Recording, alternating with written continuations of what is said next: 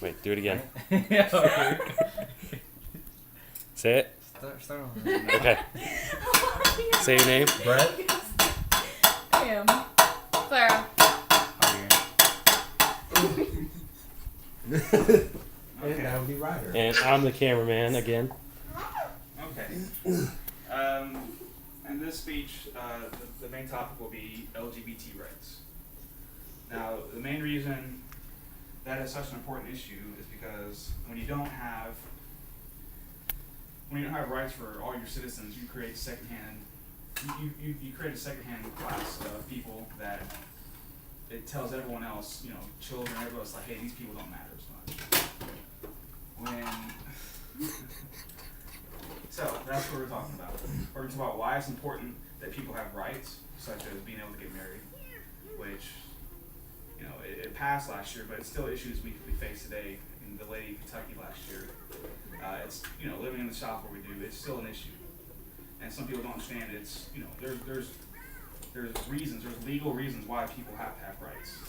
There's also touch on points about why as a people it's not good to be around people we create secondhand people. It's not good. The first reason, legal reasons. My parents are divorced. I have aunts and uncles who are divorced. I have many friends. Now that's just a part of life. They say 50% of all marriages end in separation. It's become sort of normal. It's not unheard of. When you have two couples that try to get together and say it's two men, two women, and they're unable to go across the expensive insemination process, and they want to adopt. And now a lot of states, they don't allow same-sex couples to adopt. So usually, when they adopt, it's usually one parent that takes all full custody. Now these two, they have an understanding between themselves that, hey, we're together, this is our child. But when people divorce and there's no one person that doesn't have legal guardianship over another person, and they separate, that person can be removed from their child's life. They can raise that person, they can bring them up from the time they're a little kid. But we've had issues, in my family, we've had issues where we've had bad divorces through our mother, and some people, they'll do everything they can to not let you see your child. So having basic legal rights just to be able to defend yourself in the court, taking your kid to the doctor, taking yourself, signing this person up for school, being able to get married, those are very, very important rights that we don't think of when getting married. We think of married as getting, it's a rite of passage. But there are certain legal rights that we need just to get married and just to be able to put on paperwork, yes, two fathers, two mothers. And that's a very, very important reason just for legal reasons. Divorce, especially talking to settlements, all sorts of stuff. The second reason, the second thing we need to focus on when be more accepting of gay rights is we don't want to, in a group setting, in the business setting, in the career world, we don't want to be exclusionary to other people just based on our language.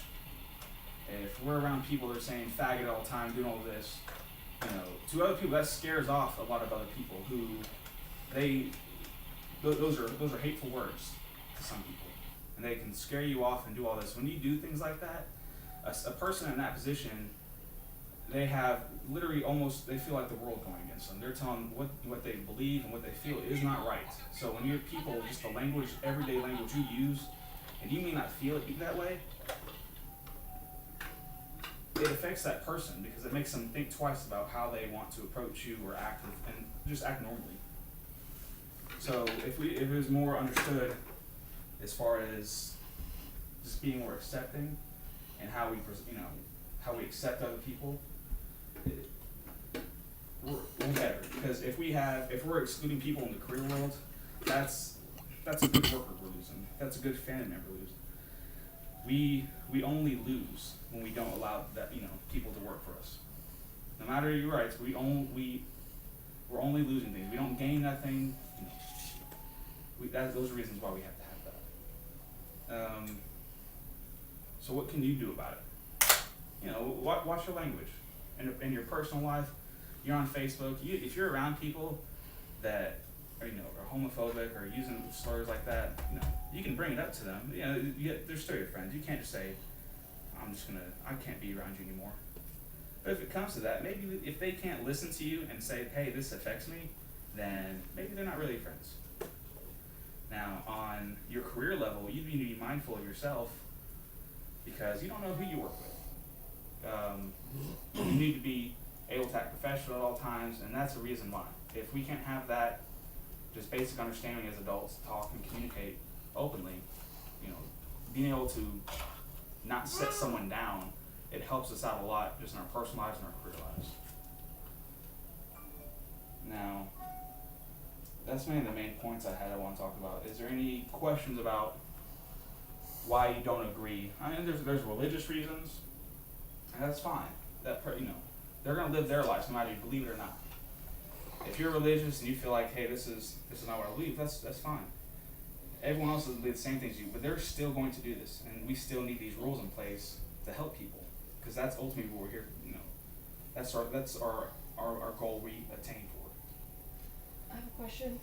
Do you think that opening up gay and lesbian rights that will also open up other categories as of like multiple wives or Transgendered? yeah, Well, the multiple wives, that's illegal in the United States. So that's another issue. There's no. I'll stay away from the multiple wives, but that's illegal in the United States.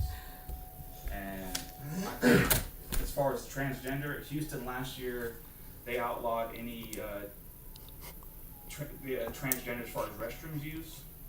That's something you don't think about. If you're trans, if you grow up that way, you're literally, if you don't feel like you're that same, if you don't feel like you're in the wrong side of the body, you're literally having the world tell you, oh, these are your type of clothes you're supposed to have. And so when you try to go out and get those post-op and those surgeries and the expensive medicine, you know, you're having the same thing. You're having the world tell you, this is not natural. So they're going through a lot. And any negative things, like we had that law last year, it's just, you know, going outright against transgenders, going in any bathroom.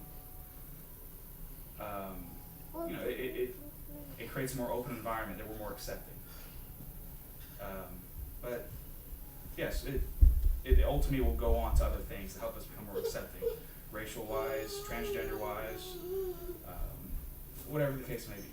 It just allows the conversation to be there. If we just cut out the conversation, then we're just setting ourselves back and you're putting yourself at a disadvantage. Okay, now that is the end of my name is Caleb Smith.